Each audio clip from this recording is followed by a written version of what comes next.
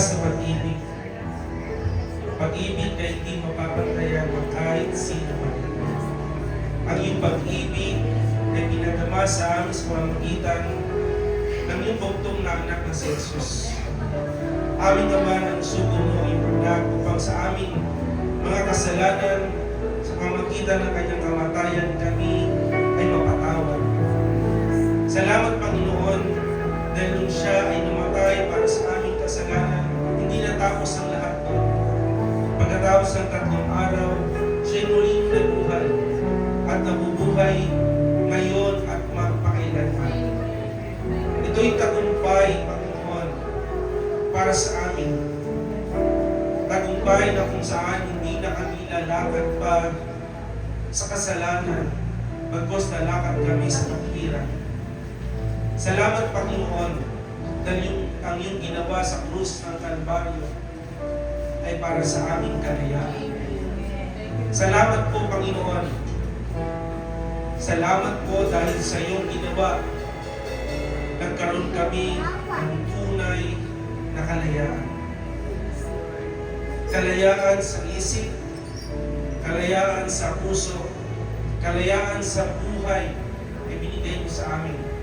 Na kung saan kami talikala ng kasalanan, alipin ng kasalanan, ngunit sa iyong tinapos na gawa sa krus, naranasan namin ang tunay na kalayaan. Tagumpay na aming isisigaw, natapos niyo ang lahat para sa amin. Na kung saan dapat kami ang maparusahan, kami ang dapat magbayad sa kasalanan namin, hindi nangyari ang lahat ng iyon. Dahil inako mo ang kasalanan ng sanlibutan upang kami ay mapalaya. Salamat, Panginoon, sa iyong kabulihan, sa iyong pag-ibig na inialay para sa amin. Kaya't ngayong araw na ito, Panginoon, aming inaalala ang iyong muling pagkabuhay. Na matapos na ikaw ay mamatay at ilibing, pagkatapos ng 3 araw, ikaw ay nabuhay at nabubuhay ngayon at magpakailanman para sa amin. Kaya Panginoon, maraming salamat po. Hayaan niyo, Panginoon, ang bawat papuri ng aming mga labi ay maibigay namin ng buong po sa iyo. Kaya aming Diyos, malwalhati po kayo sa amin, sa buhay namin, sa araw na ito, at sa mga susunod na sandali na kami. Ikaw lamang, Panginoon, ang aming pinararangalan. Ikaw lamang ang aming ikataas at ibigay ng mataas na papuri at pagsamba. Sa iyo lamang, Panginoon, ito po ang aming panalangin sa pangalan ni Jesus. Amen. Happy Easter po sa bawat isa. Papulihin po ang ating Panginoon. Sige po, makakapagod po tayo.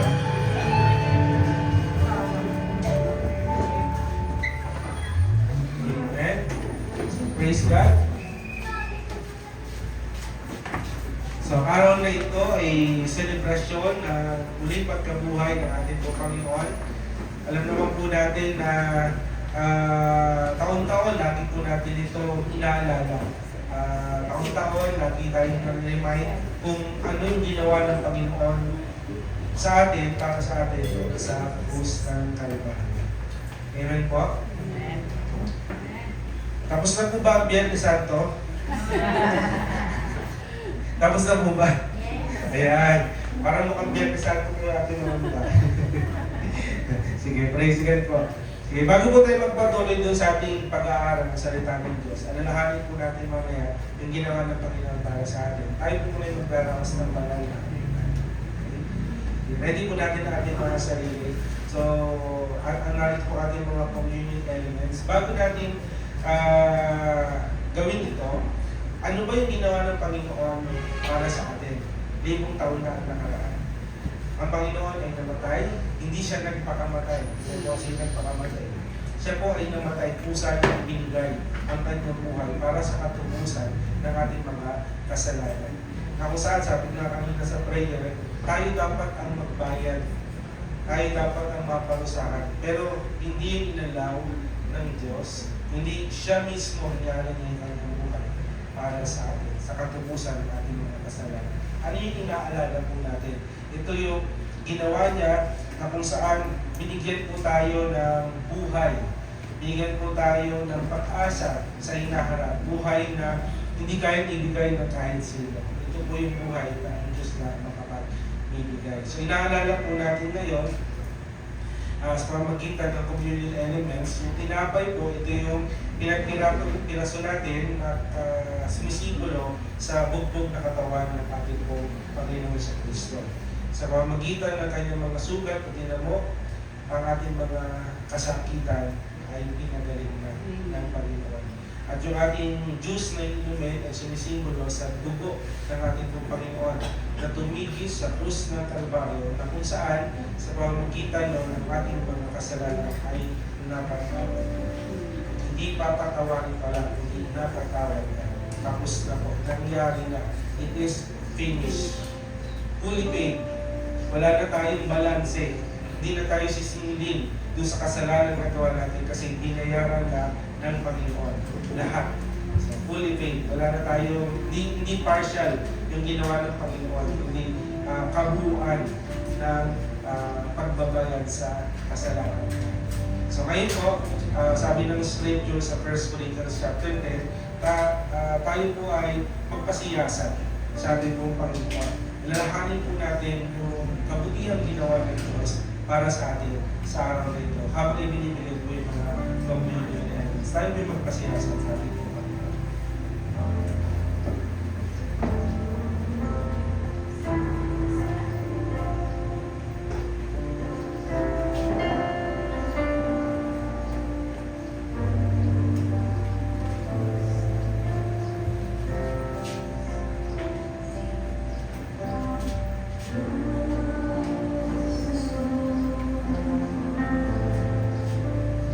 Thank you for your kindness.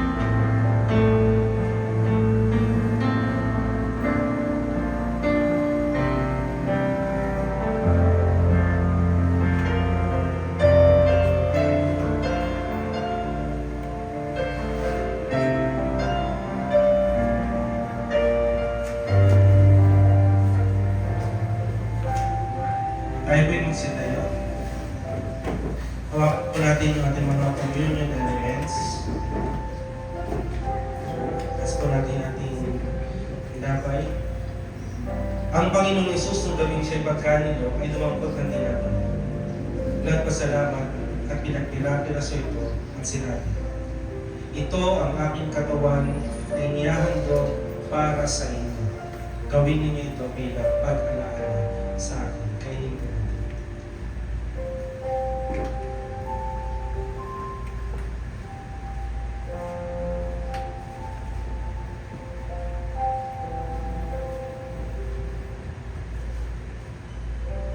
Gayun din naman matapos maghapunan ay hinawakan niya ang sarong at sinabi, ang sarong ito ang bagong tipan na pinagtitibay ng aking dugo.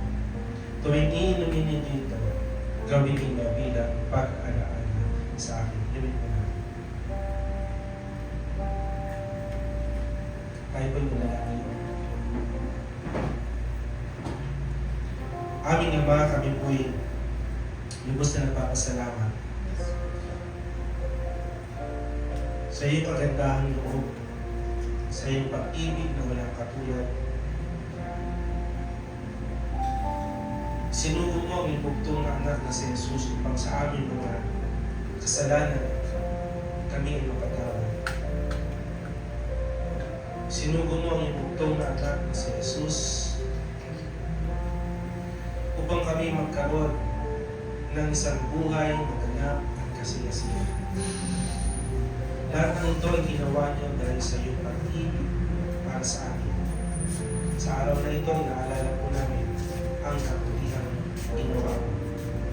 Salamat po dahil sa iyo, Panginoong Yesus, nagkaroon kami ng buhay na walang hanggan. Kahit ang pag-uli ay sa iyo lamang, ang Panginoon, ito ang aming panalangin sa pangalan ni Jesus. Amen. Parapahan po natin ang Panginoon.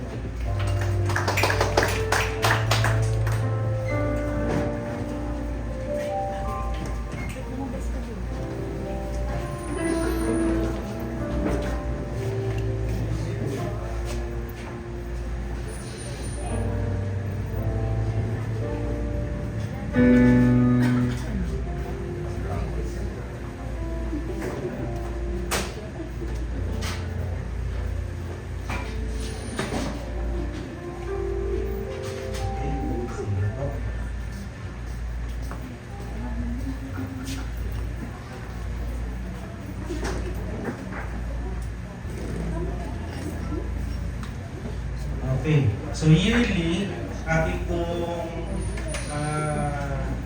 naalala ang ganitong senaryo. Tawag dito ang linggo ng pagkabuhay. So, very controversial po yan, ang pagkabuhay ng Panginoon, maging kanyang kamatayan. Kasi sabi ng Bible, 3 days, after 3 days, mabubuhay muli ang Panginoon. Sa tradisyon, kailan namatay ang ating Panginoon? Biyernes. Tapos ang pagkabuhay ay 3, linggo. So, pag binilang natin, ilang araw lamang po. So, pasok po ba doon sa 3 araw na nabuhay ang Panginoon? Kasi kung bilangin natin 3 araw, dapat Lunes siya nabuhay. Tama? Kasi ang tradition, sabi ng matay, ay Friday. Pero hindi po yun ang pag-uusapan natin. I-ano lang natin, i-analyze natin. Kasi iba yung tradition sa tunay na propesya. Dapat yung propesya, yung masunod, 3 days dapat. Kaya kung susumahin natin, kasi nakalagay sa Bible, Sunday ng umaga talagang ang pagkabuhay. So, dito natin, dapat Thursday siya namatay. Tama po? Iba kasi yung calendar ng mga Hudyo sa calendar natin. Dahil tradisyon, nakasanayan na, kapag Biyernes, dapat walang lalabas, dapat walang masusugatan, kasi matagal, tumalik, bawal maligo. Diba, ganyan yung mga tradisyon na itinaniwalaan natin noon. Pero ano ba sinasabi ng scripture? So tuwing Easter Sunday, pinagtitipang natin tuwing Easter Sunday, pinagtitipang ng pananampalatayang Kristiyano ang muling pagkabuhay ng ating Panginoong Yesu Cristo. Pag tingnan natin yung picture, ito yung MP2. Okay? Wala na yung patay. Diyan, siya ay muling nabuhay. Itong muling pagkabuhay o yung resurrection ay isa sa mga core doctrines ng Christianity. Kailangan alam natin at pinaniniwalaan natin na si Jesus ay muling nabuhay. At sa mga doktrina yan, kasama yung pagkamatay ng Panginoon, yung paglibing sa Panginoon, at yung kanyang muling pagkabuhay. Tingnan natin yung sinasabi sa Scripture.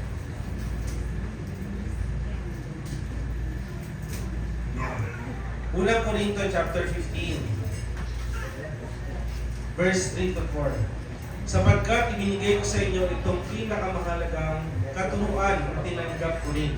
Ito ang turo na sinasabi ni Apostol Pablo sa iglesia sa Corinto. Sabi niya, meron akong pinakamahalagang katuruan na tinanggap at ito ibinabahagi ko sa inyo. Ano po ito?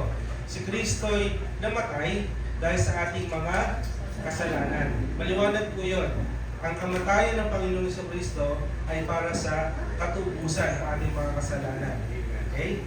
Tulad ng sinasabi sa kasulatan. Verse 4, inilibing siya at muling nabuhay sa ikatlong araw, tulad din ng sinasabi sa kasulatan. Lahat po yan, death, burial, and resurrection, nakasulat o nakasaad sa kasulatan. Mga propesya na mangyayari at ito'y natupad yung panahon ng ating pong Panginoon sa Kristo. Ang muling pagkabuhay ni Jesus ay tinuturing na korona ng pananampalataya Kristiyano o yung the crowning glory of Christian faith. Kasi kung tutusin, maraming mga nagtayo ng reliyon, may mga founder, pero hindi nabuhay na muli, nanatiling patay. May mga lapida at may mga puntod sila. Tama po? May mga leader ng mga unang panahon na nagtayo ng reliyon. Nanatili silang patay, hindi nabuhay. Tanging si Jesus lang ang founder na namatay at muling nabuhay at buhay ngayon at magpakailanman. Tanging si Jesus lang. Walang kayong puntod na makikita o lapida ni Jesus. Tama po? Amen. Kasi 3 araw, nabuhay muli ang Panginoon. Ating pag-aaralan ngayon ang kahalagahan ng muling pagkabuhay ng Panginoon Jesus. Gaano ba kahalaga sa ating pananampalatayang Kristiyano ang muling pagkabuhay ng Panginoon? Kasi importante na naunawaan natin ito, hindi lang natin siya binabasa, kundi alam natin by heart na talagang ang Panginoon ay nabuhay na muli. Hindi siya nanatiling patay. Hindi siya makikita sa puntod, kundi siya ay muling nabuhay. Sabi sa 1 Corinto, chapter 15, yung kanina, verse 3 and 4. Pag binasa natin yung buong chapter 15, patungkol yan sa pagkabuhay na muli ng ating pong Panginoon. Hindi ko na po nilagay dyan yung, kasi medyo mahaba po. So, pakinggan po natin yung sinasabi ng Scripture. Pero kung may Bible po kayo, or cellphone, pwede niyo pong tignan sa inyong mga Bible. Unang Korinto, Kabanata 15, verse 12 to 22. Sulat po ito ni Apostol Pablo. Sabi niya, ngayon, kung ipinapangaral namin si Kristo yung muling nabuhay, bakit sinasabi ng ilan sa inyo na hindi bubuhayin muli ang mga patay? May kausap po dito si Apostol Pablo. At ito yung mga pinapakalat ng mga leader, mga ibang pangkat na leader nung panahon nila. Kaya uso na rin po nun yung business. Uso na yung mga maling balita. At ngayon laganap po yan sa atin. Tama po? Lumabas lang kayo dyan sa kanto, tumayo ka dyan, may masasagap na kayong chismis. Tama? Tumayo lang kayo dyan, may makita kayo dyan na naglalakad, may nagkukwentuhan. Okay? May chismis na po yan. Okay? So dito, laganap po yun. Kasi sinasabi daw ng ilan na hindi bubuhayin muli ang mga patay.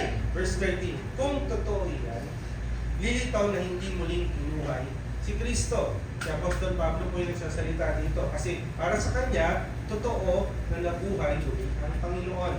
Pero may nagpapakalat ng balita na hindi bubuhay ang mga patay. Verse 14. At kung si Kristo ay hindi muling binuhay, walang kabuluhan ng aming pangangaral at walang katuturan ang inyong pananampalataya. Kung ganon, lilitaw na kami mga sinungaling na saksi ng Diyos dahil pinatotohanan namin na muling binuhay ng Diyos si Kristo, ngunit hindi naman pala. Kung talagang walang muling pagkabuhay ng mga patay. So kung hindi muling binuhay ang mga patay, hindi rin muling binuhay si Kristo. So kung ipinapangaral ni Apostol Pablo ito, na muling nabuhay ang Panginoon sa Kristo, lalabas na sinungaling sila bilang mga ngaral. Kasi para sa kanila, hindi nabuhay ang mga patay. Tama po? Sabi ni Apostol Pablo, nabuhay muli ang Panginoon. Pero sabi ng iba, hindi. So parang lalabas na kung hindi totoong binuhay ang mga patay, sinungaling nagsasalita, sinungaling sa Apostol Pablo. Mali yung kanyang pangaral. Okay? Hindi lamang yan, lilitaw pa na ang lahat ng namatay na sumasampalataya kay Kristo ay napahamak. So walang pag-asa. Mapapahamak lang din yung sumampalataya kay Kristo dahil hindi naman pala bubuhayin ang mga patay. Walang second life. Kung hindi totoo na nabuhay ang Panginoon. Kung ang pag-asa natin kay Kristo ay para lamang sa buhay na ito, tayo na ang pinakakawawa sa lahat ng tao. Kasi mahalaga ang buhay. Mahalaga na yung buhay natin dito sa mundo ito. Pero after ng buhay natin, kasi may hangganan eh. Ano yung susunod na buhay natin? Kung hindi muling bubuhayin ang mga patay, ano yung pananampalataya natin sa Kristo? Hindi rin pala ako bubuhayin. Ako po'y magiging patawanan lang sa lupa. Na wala ng ibang pupuntahan. So, ngunit ngayong si Kristo ay muling binuhay, ito'y katibayan na muling bubuhayin ang mga patay. Kung paanong dumating ang kamatayan sa pamagitan ng isang tao, gayon din naman dumating ang muling pagkabuhay sa pamagitan din ng isang tao. Remember, pumasok ang kasalanan sa pamagitan ng isang tao. Sino po? Si Adan. Ay nagsimula ang kasalanan sa pamagitan ng pagsuway ng unang tao. Pero, dumating ang muling pagkabuhay sa pamagitan din ng isang tao. Hindi ang ating Panginoon Jesus na nagkatawang tao. Verse 22, sapagkat kung paanong mamamatay ang lahat dahil sa kanilang kaugnayan kay Adan, gayon din naman mabubuhay ang lahat dahil sa kanilang kaugnayan kay Kristo. Okay? Kaya yung ating pananampalataya o yung pananampalataya natin kay Jesus, ito yung nagbigay sa atin ng buhay. Na darating ang araw, kapag tayo lumisan sa mundong ito, may panibagong buhay na kasama ang Panginoon. Kasi naniniwala tayo na bubuhayin din ako muli ng Diyos. Amen? So yun yung pananampalataya ng Kristiyano. Kasi kung hindi tayo naniniwala na muling bubuhayin ng mga patay, walang saysay ang ating pananampalataya kay Kristo. Hindi na ako mangangaral ngayon kasi mamamatay din naman ako eh. Pagkatapos at wala na. Pero may pag-asa na kahit ako'y mamatay, muli ako mabubuhay. Kasi ang panganay na nabuhay ang ating Panginoon sa Kristo. So ang tinutukoy po dito ni Apostol Pablo na hindi naniniwala sa muling pagkabuhay o resurrection of the dead ay yung mga Sadduceo. May dalawang pangkat lang po kasi na relihiyon nung panahon nila. Una yung Pariseo, pangalawa yung Sadduceo. Ang mga Pariseo naniniwala sa muling pagkabuhay. Ang mga Sadduceo o Sadducees hindi naniniwala sa muling pagkabuhay. Magkakontra po ito. Itong dalawang pangkat na ito. So, kahit nasabihin natin ang mga Pariseo naniniwala sa muling pagkabuhay, meron silang problema din. Okay? Ito yung mga mapagpaimbabaw. Ang laman ng templo, pero hindi nakikita sa kanilang buhay ang tunay na pagbabago. Okay? So dito po makikita natin sa chapter 15 na to na yung argumento na paniwalaan ang sinasabi ng propesiya, paniwalaan ang sinasabi ng kasulatan na totoo ang muling pagkabuhay. So itong resurrection ay fulfillment of the law. Tingnan natin sa scripture. Sabi sa Matthew chapter 5 verse 17, huwag ninyong akalain na parito ako, nagsasalita dito ang Panginoong Jesus. Huwag ninyong akalain na parito ako upang ipawalang bisa ang kautusan at ang mga propeta.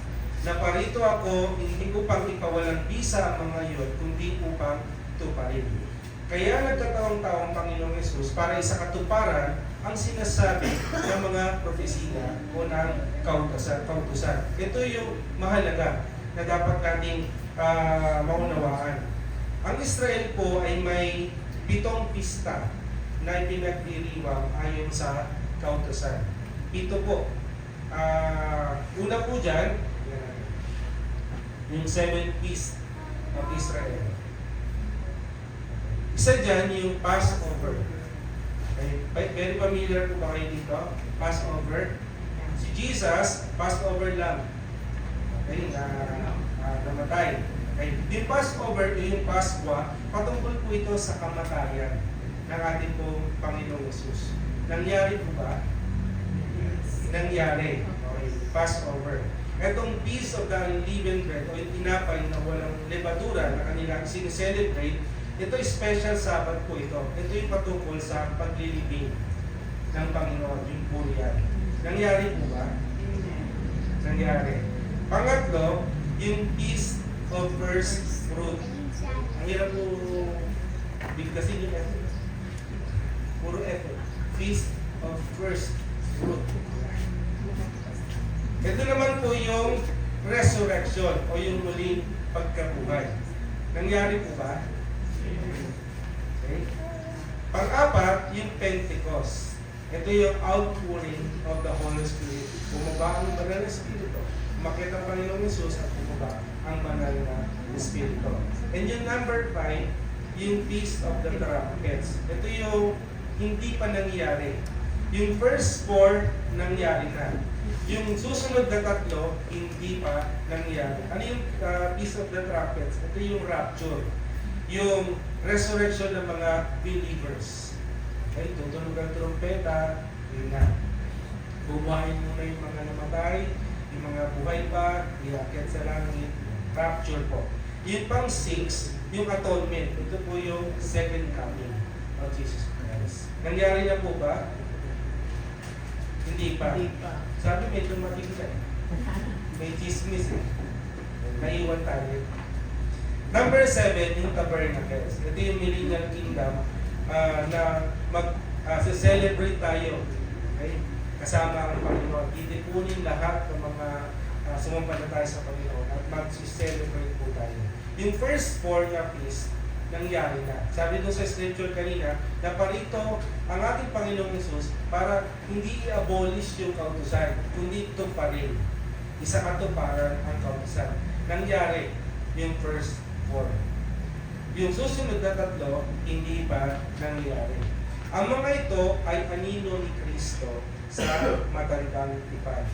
Ang matandang tipan o ang kautusan ay anino na ang katuparan ay nakay Kristo.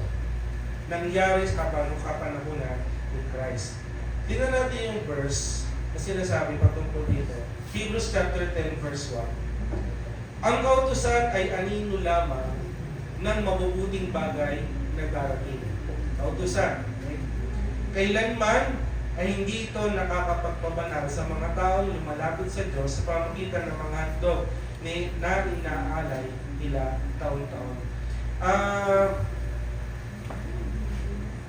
May regular Sabbath at saka special Sabbath po kasi ang mga Hudyo.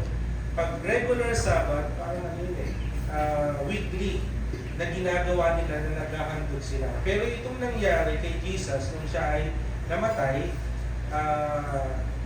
nilibing at nabuhay na muli, ito yung special Sabbath na ginagawa once a year. Okay? So, kaya magkaiba po yun. Kaya parang kapag tingnan natin yung binanggit ko kanina na namatay pa si Jesus ng Friday, kasi baka tinutukoy ng iba ay regular Sabbath. Ang special Sabbath, isang beses lang sinicelebrate sa isang taon. Okay? Kaya sabi sa kasulatan, ah, bago bago siya ilibing, nangyari yon sa pagitan ng alas 3 ng hapon hanggang alas 6 kasi nagsisimula yung araw ng mga Hudyo alas 6 ng gabi.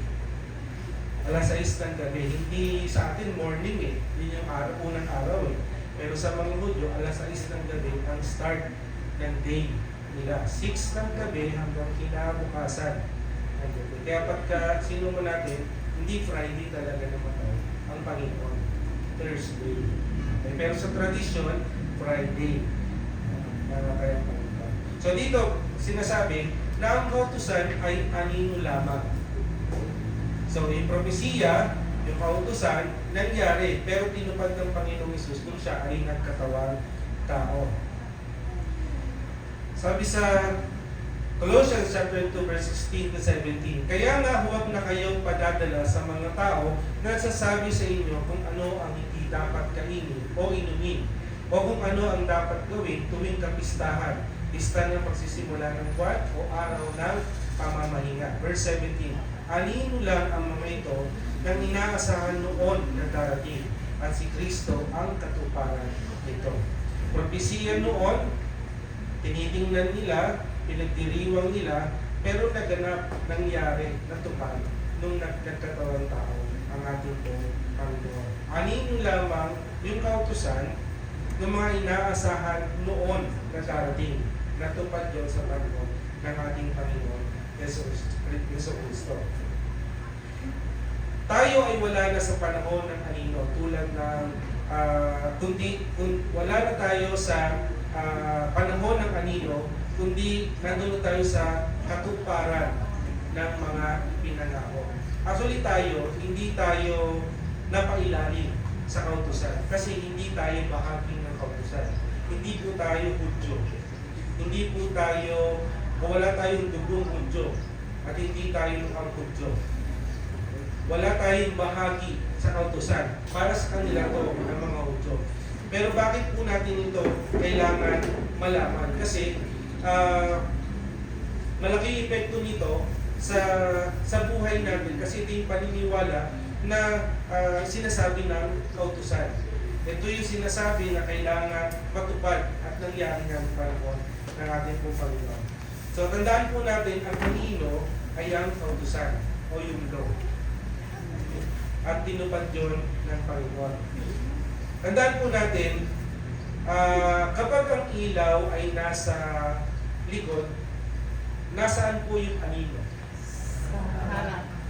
Sigurado po kayo?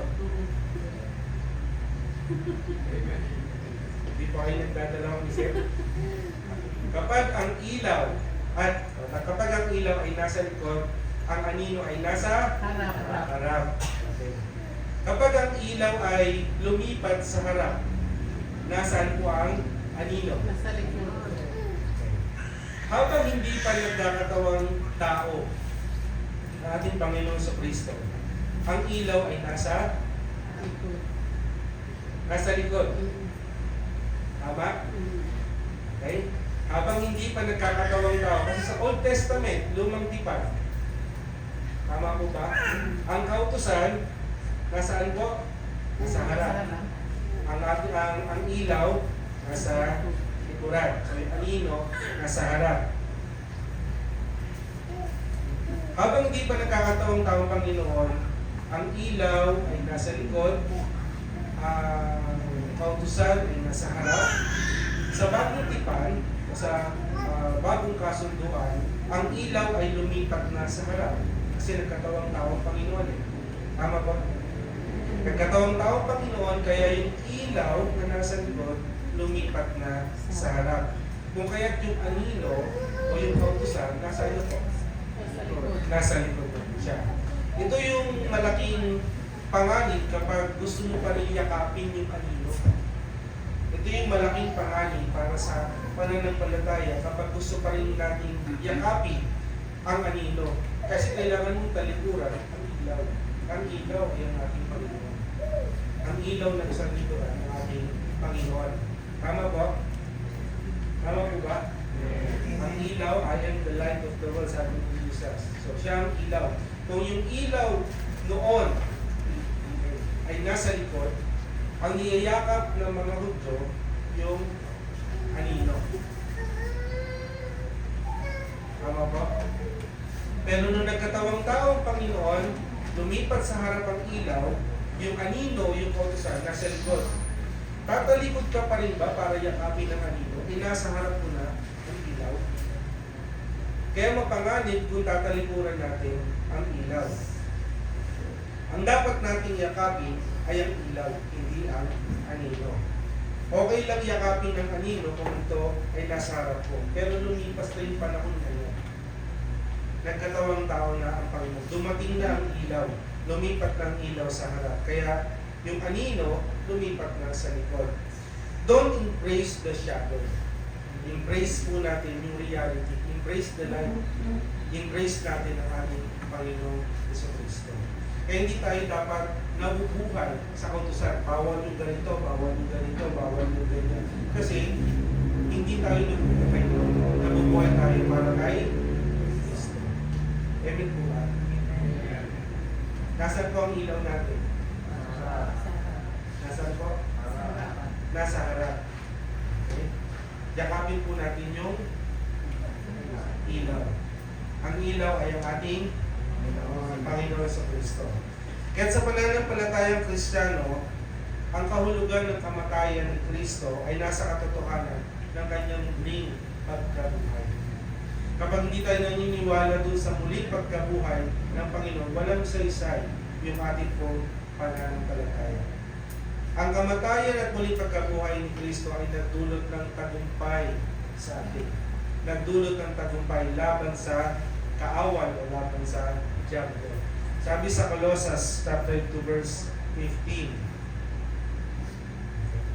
Sorry po. So ito yung topic, pinaka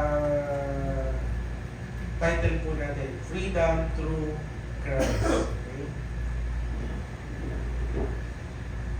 So ito ang dahilan ng ating pagdiriwang o pagsasaya. Okay? Tayo ay nagtagumpay. Si Kristo ay naparito upang wasagin ang anumang gawa ng diablo sa buhay ng mga tao. Naparito ang ating Panginoon para kalagan, para alisin ang tanikala at tayo ay palayain. Kasi sabi sa John chapter 8 verse 36, kayo'y tunay na lalaya kapag pinalaya kayo ng lahat. So dahil sa ating pakikipag-isa kay Kristo, pinalaya tayo at hindi na tayo aligid pa ng kasalanan. So Jesus' resurrection brought us freedom. Kaya yun yung sabi sa scripture, Galatians chapter 5 verse 1, malaya na tayo dahil pinalaya tayo ni Kristo. Kaya magpakatatag kayo at huwag nang paalipin pang muli. So yung freedom na yan, nakamtan natin nung tayo ay sumampalataya sa ating Panginoon sa Kristo. Ngayon ang tanong, saan tayo pinalaya ni Kristo? Ang kanyang kamatayan at muling pagkabuhay ay nagdulot sa atin ng kalayaan mula sa gawa ng diablo. Ano-ano yung mga gawa ba ng diablo sa buhay ng mga tao? 4 na K po yan. Kasalanan, kahirapan, karamdaman, at kamatayan. Wala ito sa plano ng Diyos. Kasi gusto ng Diyos sa atin isang buhay na ganap at kasiyasihan. Ayaw ng Diyos na tayo ay mahirapan. Kaya ito'y gawa ng diablo. Okay? Saan tayo pinalaya ni Kristo nung siya ay namatay at muling nabuhay? So number 1, sa kasalanan. Tayo pinalaya na ni Kristo sa kasalanan. Ang tao na hiwalay sa Diyos, walang kaugnayan sa Diyos, walang sapat na kakayahan na daigin ang kasalanan. Kasi babalik at babalik ka pa rin sa kasalanan na gawa mo o ginagawa mo. Wala kang kakayanan na labanan ang gawa ng kaaway kung ikaw ay hiwalay kay Kristo. Ang kasalanan ay pwersa po ng diablo sa buhay ng mga tao upang mabuhay sa pagsubay. Masuwayin po ba tayo? Masuwayin po ba tayo? Kung tayo nakipag-isa kay Kristo, hindi na. Tama? Tama po ba? Kung tayo ay na kay Kristo na, nakipag-isa na kay Kristo, pinalaya na tayo. Hindi ka na dapat pasaway. Tama po ba? Kasi yung kasalanan, puwersa po yan ng dyablo sa buhay natin upang mabuhay tayo sa pagsuway. Pero dahil sa ginawa o tinapos na gawa ni Kristo sa cross, pinalaya ka na para hindi maging pasaway. Pinalaya ka na para maging masunurin. Amen po ba? Pinalaya na tayo. Kapag wala ka kay Kristo, bilanggo ka ng kasalanan. Ulitin ko po, kapag wala ka kay Kristo, wala kang relasyon, wala kang kaugnayan kay Kristo, bilanggo ka ng kasalanan. Ang kapangyarihan ng kasalanan ay pang-aalipin. Aalipin ka ng kasalanan. Kasi ang gusto ng dyablo, mamuhay ka sa kasalanan. Tama po ba? Walang gusto o walang mabuting gusto ang dyablo para sa iyo. Gusto niya mamuhay ka sa kasalanan. Pero kung tayo nakipag-isa kay Kristo, pinalaya na tayo sa pang-aalipin ng dyablo. Hindi na tayo nabubuhay sa kasalanan. Nabubuhay tayo sa katuwiran. Amen po. Kapag ikaw ay tunay na born again o na kay Kristo na, hindi ka na alipin pa ng kasalanan. Kasi sigurado, aayawan mo na yung kasamaan. Aayawan mo na yung kasalanan. Hindi ka na matutuwa sa gawang mali. Magkaiba yung nakukonsensya sa nakukonvict. Amen po? Kung ikaw ay nakukonsensya lang sa iyong ginawa, maaaring bumalik ka ulit sa dati mong gawin. Pero kung nakukonvict ka, ang banal na Espiritu ang nangungusap sa iyo. Kasi nananahan sa iyo ang Espiritu ng Diyos. Kinakausap ka ng Diyos na huwag mong gawin yan. Kasi kasalanan yan. Tama? Magkaiba po yung nakukonsensya ka lang sa nakukonvict ka. Kung ikaw ay tunay na born again, pinalaya ka na sa kapangyarihan ng kasalanan. Kasi yung binigay ng Diyos, nananahan na sa iyong espiritu. Nakukonvict ka na huwag nang gumawa ng mali. Kung pinalaya ka na ni Kristo sa kasalanan, pero bakit pa rin ako nakagawa ng kasalanan? Natanong niyo po ba yun? Bakit nagkakagawa pa rin ng kasalanan?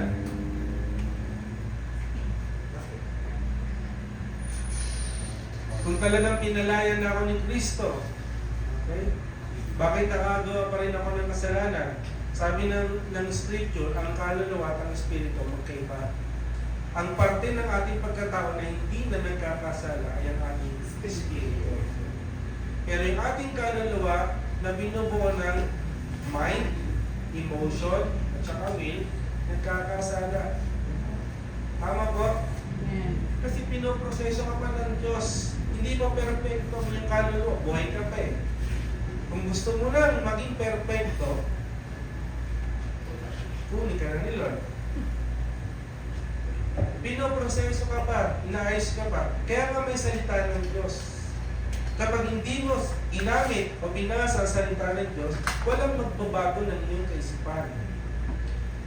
Be transformed by the renewing of your mind. Ano yung magre-renew ng isip mo? Ang salita ng Diyos. Kapag yung negative na pag-iisip, napalitan ng positibong pag-iisip dahil sa salita ng Diyos, hindi ka makakaisip ng masama. Hindi ka makakaramdam ng masama. At lalo hindi ka makakagawa ng masama. Kasi yung ginagamit ng Diyos na tool para mabago ang iyong kaisipan. Kaya mahalaga po na nagpapabago tayo ng kaisipan sa pamamagitan ng salita ng Diyos. Hindi na nagkakasala yung ating espiritu, pero yung ating kaluluwa, sumasablay pa rin. Kaya pag hindi ka nagbabad sa salita ng Diyos, malamang sa malamang, mahulog ka sa kasalanan. Ang kalayaang ito sa kasalanan ay dahil sa kamatayan at muling pagkabuhay ng ating pong Panginoon. Ito po ay binili niya sa krus ng Kalbaryo at ito'y napasa atin sa sandaling tayo sumampalataya kay Kristo. Kaya kung ikaw ay tunay na sumampalataya kay Kristo, bayad na ang iyong kasalanan. Sa sandaling ikaw ay ma-born again, bayad na ang lahat ng iyong kasalanan. Mga kasalanang nagawa sa past, kasalukuyan yung nagagawa, at yung magagawa mo pala sa hinaharap. Naniniwala po ba kayo lahat yun binayaran ng Panginoon? Amen. Past, present, at saka future na kasalanan. Amen. Sigurado po kayo? Sure? Yes. Tingnan natin yung scripture. Colossians 2:13-14. Noong una, itinuring kayo mga patay dahil sa mga kasalanan ninyo. Dahil sa ating minanang kasalanan, sa Ephesians chapter 2 verse 1, noong una patay din tayo sa kasalanan kasi dahil sa ating pagsuway o sa kasalanan. Itinuring tayo patay. Okay? Sa kasalanan. Pero ngayon, binuhay kayo ng Diyos kasama ni Kristo. Kaya natin yung naka-highlight. Pinatawad niya ang lahat ng ating kasalanan. Ilang kasalanan po yung pinatawad sa atin? Lahat. At binura ang listahan ng mga kasalanan dapat natin panagutan. Tayo sa mga tao kapag nagkasala may tagtos eh. Alam, sa dami ng mabuti mong ginawa, isa lang na pagkakamali. Sigurado yun ang pag-usapan. Tama po? Kahit napakadami mong ginawang mabuti, magkamali ka lang ng isa, yun yung matatandaan. Pero dito, binura ang listahan ng mga kasalanan dapat nating panagutan. Ganun po ang ating Diyos. Amen. Hindi mo nagtatanim ng sama ng loob. Binura. Ikaw dapat ang magbayad nun. Pero binura ang lahat ng listahan dahil sa tinapos na gawa ni Kristo. Kaya kung ikaw ay tunay na sumampalataya kay Kristo, bayad na ang lahat ng iyong kasalanan. Hindi partial payment ang ginawa ng Panginoon kung siya'y namatay sa krus. Binayaran niya ang lahat. Pinawalang bisa niya ito at kasama niyang ibinako sa krus. Naalala ko may pelikula yun, luma na yun eh. May listahan talaga na sa movie. May listahan ng kasalanan niya. May pangalan siya. Tapos nakita niya yung cross, ipinako yung papel dun sa cross. Kasi kasama yun. May pinako sa cross yung kasalanan. Di ba? Mabuti po ba ang Diyos? Amen. Pero sa atin, sa tao, no? Lista yun. Yung kasalanan na gawa natin. Hindi makakalimutan yun. Yun ang paulit-ulit na maaalala. Pero dito, ilang kasalanan ang pinatawad ng Panginoon? Lahat. Ilan po? Lahat. Lahat. Past, present, and future. Ang kapatawaran na iginawad sa atin ng Diyos pamamagitan ni Kristo ay walang hanggan at kompleto. Kompleto ang kapatawaran. Hebrews chapter 10, verse 14. Kaya sa pamamagitan lang ng minsang paghahandog, ito yung ginawa ng Panginoon sa cross ng Kalbaryo. Isang beses lang siya hinandog. Hindi na siya muling ihahandog ng ihahandog. Ngayon sa tradisyon na natin, di ba, may mga nagpapapako sa cross. Kulang pa yung ginawa ng Kristo. Kailangan makumpleto. So hindi sapat yung ginawa ni Kristo. Pero dito sabi ng scripture, minsan lang na inihandog ng Panginoon ang kanyang buhay. At yun ay sapat na. Sabi diyan, ginawa niyang ganap magpakailanman ang mga hinirang niya. Kompleto. Perfect. Ang mga tumanggap kay Kristo, nakatanggap din ng kapatawaran. Minsan lang hinandog. Okay? Sabi sa sumunod na verse, sa verse 17 to 18, dagdag pa niya, Tuluyan ko nang lilimutin ang mga kasalanan at kasamaan nila. Verse 18. At dahil napatawad na ang mga kasalanan natin, hindi na natin kailangan pang maghandog para sa ating mga kasalanan. Sapat na yung ginawa ng Panginoon. Hindi mo na kailangan dagdagan pa o ulitin pa yung ginawa ng Panginoon. Wala ka na kailangan gawin kasi binayaran na lahat ng Panginoon. Tuluyan na daw na lilimutin ang lahat ng kasalanan. Amen po? Amen. Good news po ba yun? Yes. Kaya pag inalala natin, Lord, kapag makasalanan ko, hindi nga ako makatingin sa inyo, Lord. Sa dami ng kasalanan ko. Pero dahil sa tinapos na gawa ni Kristo, makakatingin tayo sa Kanya nang may pasalanan. Hindi ako karapat-dapat, Lord, pero pinatawag na. Amen po? Amen. Kaya tayo ay pinalayan na ni Kristo sa kasalanan. Okay? Hindi ibig sabihin, pinalaya ka, pwede ka nang magkasala. Okay?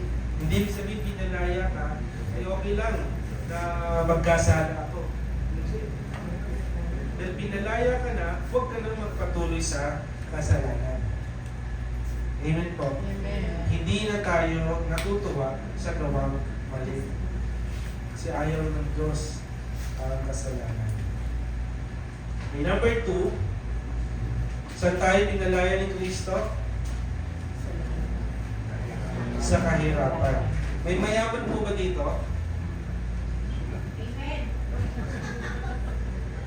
Sino mayaman po dito? Lahat. Kasi minsan pag sinabing mayaman, ang inisip lang natin pera eh. Tama po ba? Pera agad yung tumatakbo sa isip natin pag mayaman po tayo. Sa taas ba naman ang gasolina ngayon eh? Kahapon nagpagas kami, 500, 5 liters lang eh. In-expect ko, 3 bar yung madadagdag, 1 bar lang. So, ganun po kamahal. Sa pangalawa, tayo pinalaya ni Kristo sa kahirapan. Ang kahirapan ay wala sa original plan ng Diyos para sa tao. Hindi niya nilikha ang tao para kahirapan. Hindi tayo pinapahirapan ng Diyos. Kung minsan nakakaranas tayo na paghihirap, hindi yan mula sa Diyos. Meron po ba dito hindi nakakain 6 na beses sa araw? 6 na beses. Isa, sobra pa eh. O 3 beses na lang, sige. Meron po ba hindi nakakain 3 beses isang araw? 1 beses, isang araw, hindi nakakakain. So meron pa nga, talagang hindi nakakakain eh. Pero nagpapasalamat pa rin sa Panginoon. Okay? Ang kahirapan ay bunga ng pagsuway o ng kasalanan. Good news po, si Kristo ay naparito para tapusin ang kahirapan. Si Kristo ay dumanas din ng hindi mapapantayang kahirapan alang-alang sa atin yung siya po ay nagkatawang tao. Una, saan sinilang ang ating Panginoong Isus?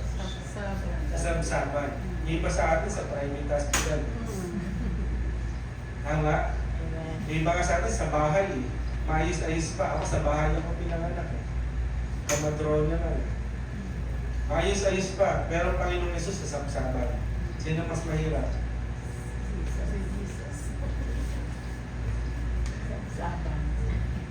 Sino sa atin may tirahan? Ang Panginoon nga walang matirhan. Sino sa atin yung may naka-ready ng libingan? Pero libingan na. So nag-prepare na. Imagine ninyo ang Panginoon namatay yung libing. Pero isang hiram na libingan. Hindi ka na. Sino yung mas mahirap ngayon?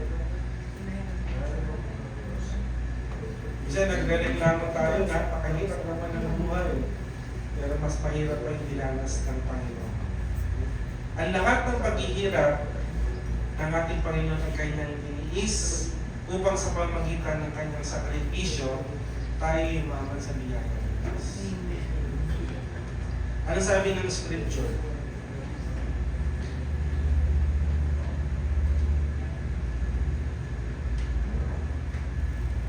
Ikalawang Korinto chapter 8 verse 9.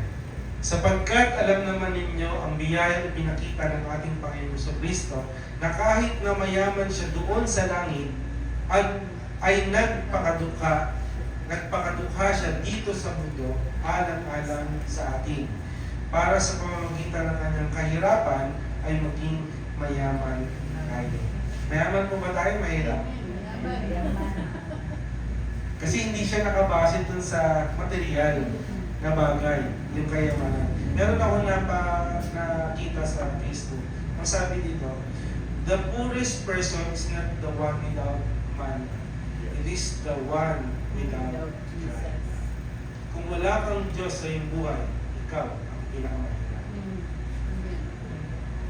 Pero dahil kay Kristo, bagamat siya'y mayaman, ay naging duka alang-alang sa atin para yung mayaman ka.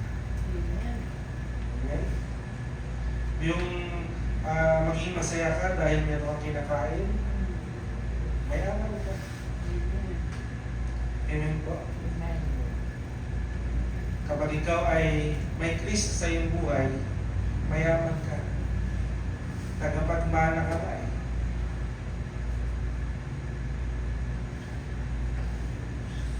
Sino pong mayaman?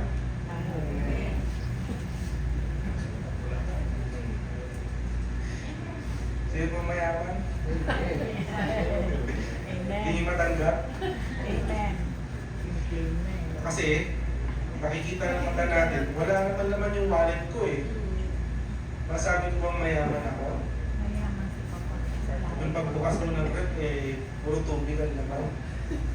Ganito ba ang mayaman?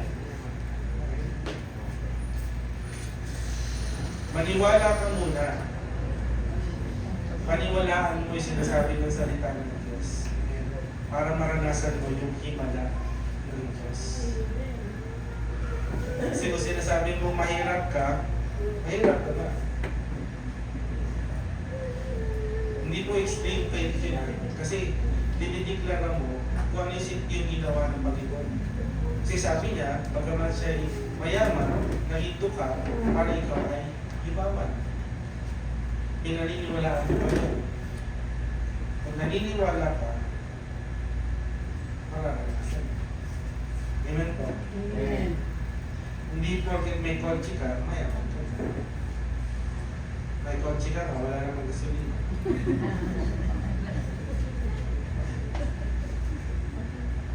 Marami ka ng kotse, wala ka namang Diyos sa iyong buhay. Mahirap. Pero kung may Diyos ka sa iyong buhay, mayaman ka. Amen? Kasi madaya minsan yung mata natin. Mayaman ka, to see is to believe. Pag nakita ko, doon lang ako maniniwala. Huwag tayo maging Thomas.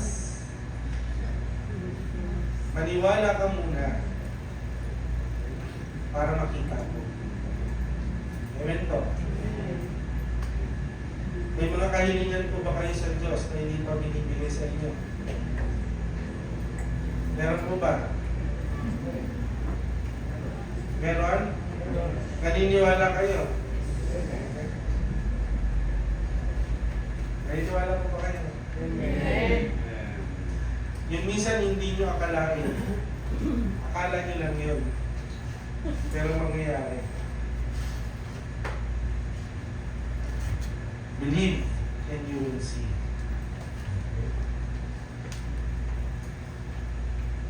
Amen po? Amen.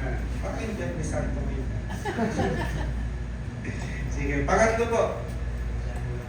Pangatlo, saan tayo pinalaya ni Kristo? Karamdaman. Sa karamdaman. May mga may sakit po ba sa inyo? Baka bulsa po yan, yung sakit. Sino may mga nararamdaman po ngayon? Okay? Because of Christ's death and resurrection, you are now completely healed. Believe it, accept it, and thank God for it. Pasalamat tayo. Kahit meron tayong nararamdaman, hindi pa tayo kinukuha ni Lord. Kasi minsan, konting sakit lang, Lord, kunin mo na ako. Hindi pa. Okay? Kung may nararamdaman, maniwala ka, pinagaling ka ng Panginoon. Amen. Sabi doon sa state joy, kanina binanggit ko ang ating communion. Ayun. Unang Pedro, chapter 2, verse 24. Si Kristo ang umako sa mga kasalanan natin at ipako siya sa krus para iwanan na natin ang buhay ng makasalanan at mabuhay ng matuwid. So kung ikaw ay na kay Kristo, iwan mo na yung dating buhay mo. Huwag mo nang balik-balikan. Talikuran mo na. Yakapin mo na si Kristo. Sabi dyan sa naka-highlight, dahil sa mga sugat niya, gumaling tayo. So ang lahat ng mga sugat na tinamo ng Panginoong Yesus doon sa krus ay nagdulot ng kagalingan sa ating mga karamdaman. Tayo ay pinagaling na. Okay? Ang nagdaan, tapos na, pinagaling na.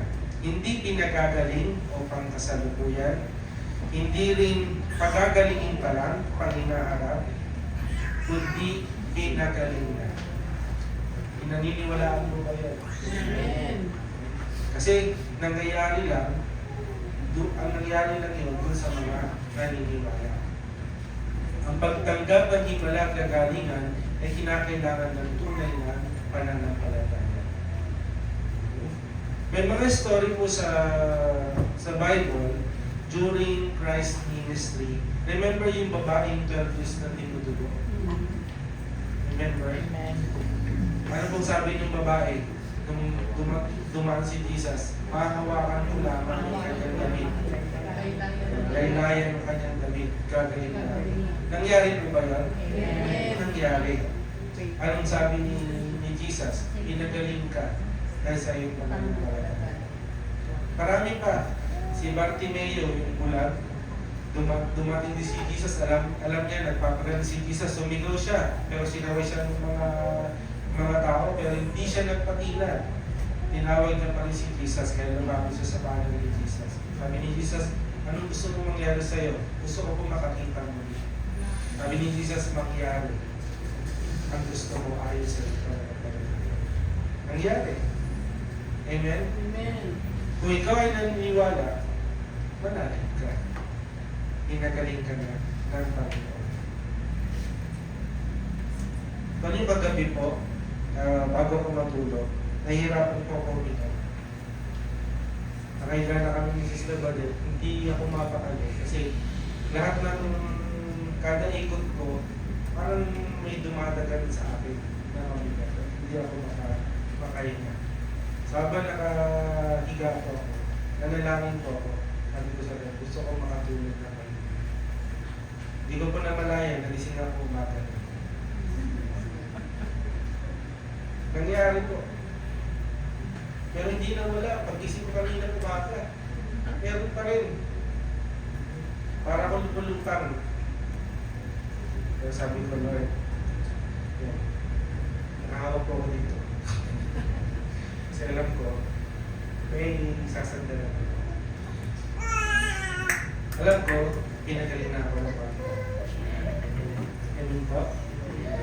Mabuti po ang Diyos. Kaya kung ating pananampalataya na ang kanyang salita, mararanasan ko rin. Amen po ba? Amen. So, pinagaling tayo ng Panginoon. Next po, pang-apat, saan tayo pinalayan ni Kristo? Sa kamatayan. Okay? Sabi nga ni Paul, para sa Kanya, to live is Christ and to die is gain. Walang takot sa kamatayan. Hindi natatakot mamatay. Tayo pinalayan ni Kristo sa kamatayan. Ang pinakamalaking takot ng tao po ay ang kamatayan. Sino na natatakot mamatay?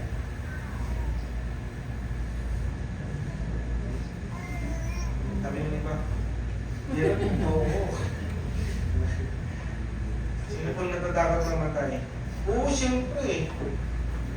Tama? Nakakaramdam tayo ng takot, mamatay. Isa sa mga bunga ng kamatayan ng Kristo sa ating buhay ay ang tunay na kalayaan sa takot ng kamatayan. Kasi after natin mamatay, may buhay. Kaya, kasi bubuhayin tayo ng Panginoon. Nag-aalin lang tayo natatakot kasi hindi pa tayo ready. Bakit tayo natatakot? Kasi iiwan ko yung mga mahal natin sa buhay. So, yun yung iniisip natin, kaya tayo natatakot. Okay? Sabi sa scripture, Hebrews chapter 2 verse 15, sa ganitong paraan, inalayan niya sila na naging alipin ng takot sa kamatayan sa buong buhay nila. Ang mga taong walang Panginoon, walang Diyos sa kanilang buhay, takot sa kamatayan. Pero ang mga taong pinananahan ng Espiritu ng Diyos, walang takot sa kamatayan. Kasi naniniwala tayo na after natin mamatay, muli tayo bubuhay ng ating buhay. Amen po ba? Kasi sabi ni Jesus sa John chapter 11, ako ang nagbibigay buhay at ang muling pagkabuhay. Kaya sabi niya kay Martha, naniniwala ka ba? Martha. Kasi patay si Lazaro eh. Nag-iiyakan sila. Pero si Jesus, sabi niya, ako ang buhay, ako ang nagbibigay buhay at muling pagkabuhay. Kung naniniwala ka dito, hindi ka matatakot. Amen po. Kaya pinalaya na tayo ni Kristo sa takot ng kamatayan. Hindi yung kasi lalabas ka dyan, hindi ako natatakot pumatay. Hindi naman ganun, no? So, ready ka. Amen po. Ready ka. Dahil alam mo, hindi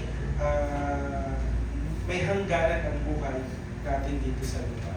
Pero ang maganda, sa kabilang buhay, meron kasama natin ang ating Panginoon. Amen po. Ang kamatayan at muling pagkabuhay ng ating Panginoon sa Kristo ay nagdulot sa ating ng tunay na kalayaan. Kalayaan sa kasalanan, kalayaan sa kahirapan, kalayaan sa karamdaman, at kalayaan sa kamatayan. Pag binalikan po natin yung text natin kanina, sabi dyan, Galatians 5:1, malaya na tayo dahil pinalaya tayo ni Kristo. Nagkanakamtan natin ang tunay na kalayaan dahil sa tinapos na gawa ni Kristo. Kaya magpakatatag po tayo at huwag nang paalipin pang muli.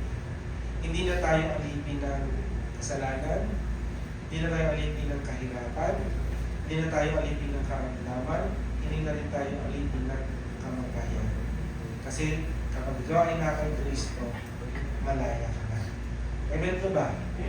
Ang ating big idea, dahil sa kamatayan at muling pagkabuhay ni Kristo, ako ay malaya. Sabay-sabay nga po, basahin natin. Dahil sa kamatayan at muling pagkabuhay ni Kristo, ako ay malaya. Minsan pa po, basahin natin. Ready? And dahil sa kamatayan at muling pagkabuhay ni Kristo, ako ay malaya na. so, dahil sa tinapos na gawa ni Kristo, nakamtan natin ang tunay na kalayaan. Kalayaan na hindi kaya ibigay ng mundo, kalayaan ang Diyos na ang makapagbibigay. Kung tunay tayong malaya, malaya tayo. Mabuhay tayo, malaya. Amen po? Hindi na tayo alipin, hindi tayo bilanggo, kundi pinalaya na tayo ng ating Panginoon. Amen po ba? Harapan po natin ang Panginoon. Tayo din tayo, gusto ko po manilangin tayo sa ating Panginoon.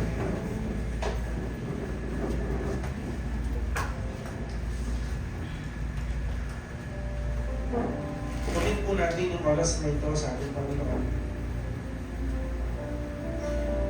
Aming Diyos, amin pong naalala ay yung ginawa sa sa krus. Ang iyong tinapos na gawa sa krus nung ikaw ay mamatay pagkatapos ng 3 araw, muling nabuhay. Ito, Panginoon, ay nagdulot sa amin ng tunay na kalayaan. Pinalaya niyo kami sa bilangguan ng kasalanan at kami hindi na nabubuhay pa sa kasalanan. Pinalaya niyo kami sa anumang kahirapan, binigyan niyo kami ng kaginhawaan. Noon, alipin kami ng karamdaman, pero ngayon nakamtan namin ang kagalingan.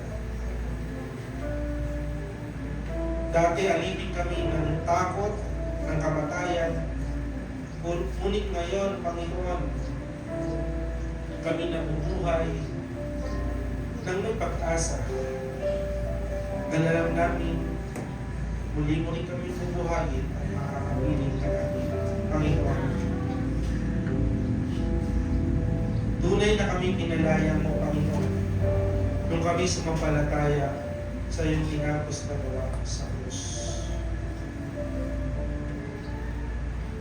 Mula ngayon, Panginoon, kami magpapakatatag at hindi na magpapaalipin pa muli sa gawa ng Diyos. Dahil sa iyo, Panginoon, meron kaming lakas para tapakan ang anumang gawa ng kaaway. Salamat po sa tagumpay na nakamtan namin kung ikaw ay mamatay at muling mabuhay. Kami may pag-asa na kasama ka namin sa lakbayin ng aming buhay na naglalakad sa tagumpay. Salamat aming Diyos, patuloy mo gabayan ang bawat isa para nasa namin ang pagpapalang hindi maubos-ubos mula sa iyong kayamanan. Salamat. Para nasa namin ang tunay na kagalakan sa piling mo, Panginoon. Nabubuhay kami hindi para kanino man, nabubuhay kami para sa iyo, Panginoon. Kaya maraming salamat po sa iyong buhay na binigay sa amin, buhay na isang ganap at kasiyasiya.